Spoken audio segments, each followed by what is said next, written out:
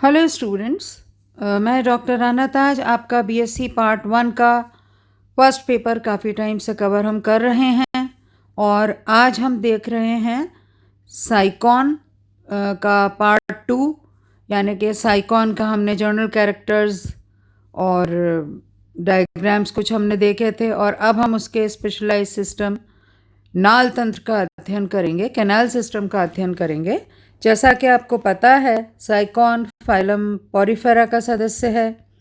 Phylum Porifera के सदस्यों में विशेषता होती है कि इनके शरीर पे असंख्य पोर या छिद्र, जिन्हें हम ओस्टिया कहते हैं, वो प्रेजेंट होते हैं, पाए जाते हैं और इनसे जलधारा शरीर के अंदर प्रवेश करती है और फिर देह भित्ति के वलन से इस नाल तंत्र का निर्माण होता है। तो साइकॉन का नाल तंत्र आपको दिख रहा है इस चित्र में। साइकॉन में साइकेनॉइड कैनाल सिस्टम पाया जाता है। ये मध्यम प्रकार का नाल तंत्र है। ये एस्केनॉइड प्रकार के नाल तंत्र से ज़्यादा विकसित होता है। इस प्रकार के नाल तंत्र में देह भित्ति में अंगुली समान या फिंगर लाइक बहिर्वलन होते हैं, जिससे विभिन्न कैनाल्स का निर्माण होता है। साइकॉन या साइफा में पूरे शरीर पर, जैसा मैं बता चुकी हूँ, ओस्टिया नालों के जटिल तंत्र के माध्यम से एक बड़े छिद्र ओस्कुलम द्वारा बाहर खुलते हैं। यानी कि ओस्टिया जो हैं वो कैनाल सिस्टम में खुलते हैं और कैनाल सिस्टम से होते हुए जो जलधारा है वो स्पॉन्जोसील में पहुंचती है और वहां से एक बड़े पोर ऑस्कुलम से बाहर चली जाती है। कैनाल सिस्टम को हम निम्न भागों में बांट के पढ़ सकते हैं या समझ सकते हैं। सबसे पहला भाग है इसका डर्मल ओस्टिया।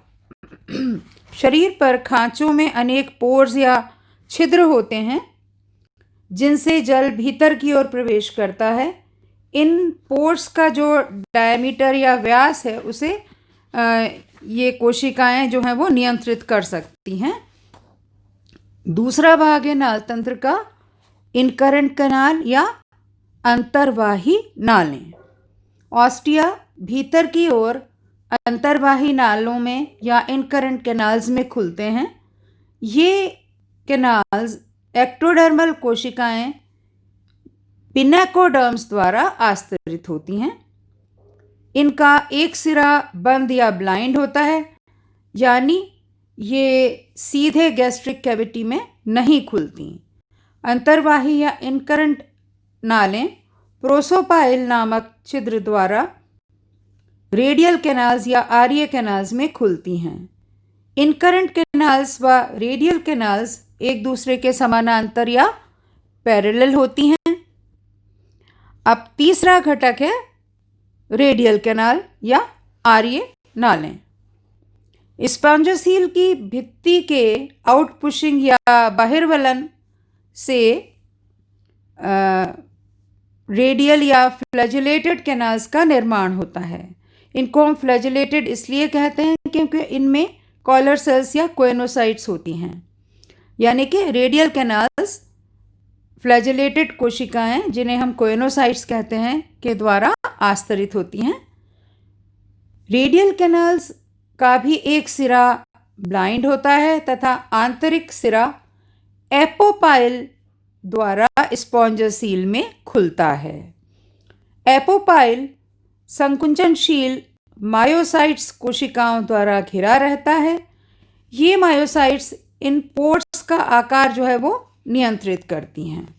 तो हमने देखा कि इनकरेंट कैनाल हुई और रेडियल कैनाल हुई और ओस्टिया है। अगला घटक है इसका स्पॉन्जोसील। स्पॉन्जोसील यह खोखली सिलेंड्रिकल या बेलनाकार सेंट्रल कैविटी होती है, केंद्रीय गुहा होती है। इसे पैरागैस्ट्रिक कैविटी या जठरीय गुहा भी कहते हैं। स्पॉन्जोसील एक्टोडर्मल पिनेकोसाइट्स द्वारा आस्तरित होती है। यानी कि ये सिलेंड्रिकल होती है और इसको हम पैरागैस्ट्रिक कैविटी भी कहते हैं। अगला जो पार्ट आ रहा है हमारा, इसका कंपोनेंट आ रहा है वो ऑस्कुलम।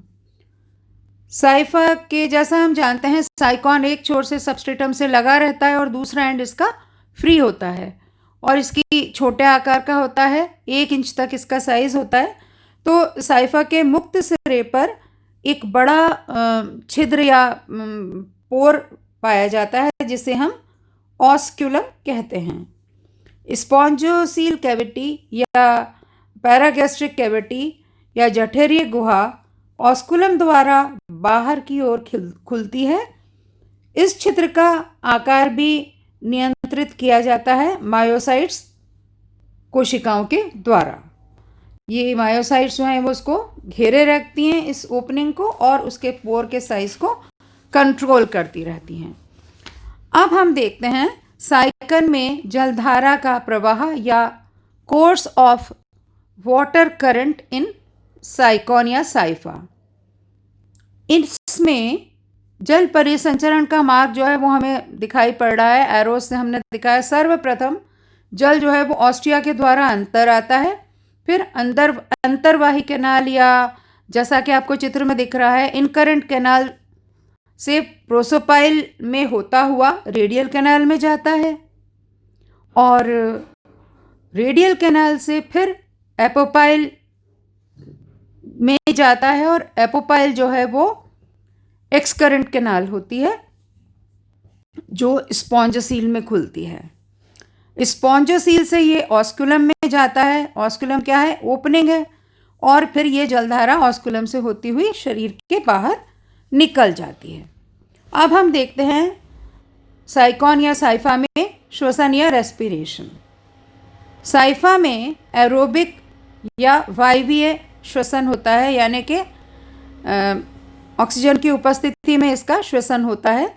जल में घुलित ऑक्सीजन सभी कोशिकाओं द्वारा एब्जॉर्ब कर ली जाती है, ग्रहण कर ली जाती है एवं मेटाबॉलिक एक्टिविटीज़ या उपापचयी क्रियाओं में उत्पन्न कार्बन डाइऑक्साइड जल में रिलीज कर दी जाती है जो जलधारा के साथ शरीर के बाहर निकल जाती है। इसी प्रकार से उत्सर्जन देखें तो साइकॉन या साइफा अमीनोटैलिक जीव है। अमोनिया सीधी जलधारा के साथ शरीर से बाहर निष्कासित कर दी जाती है। चलिए, इसके साथ ही हमारा इसका ये पार्ट 2 कंप्लीट हुआ और थोड़ा भाग बचा है जिसको हम अगले लेक्चर में देखेंगे, जिसमें हम साइकॉन का पार्ट 3 और लास्ट पार्ट कवर करेंगे। ओके, थैंक यू बच्चों।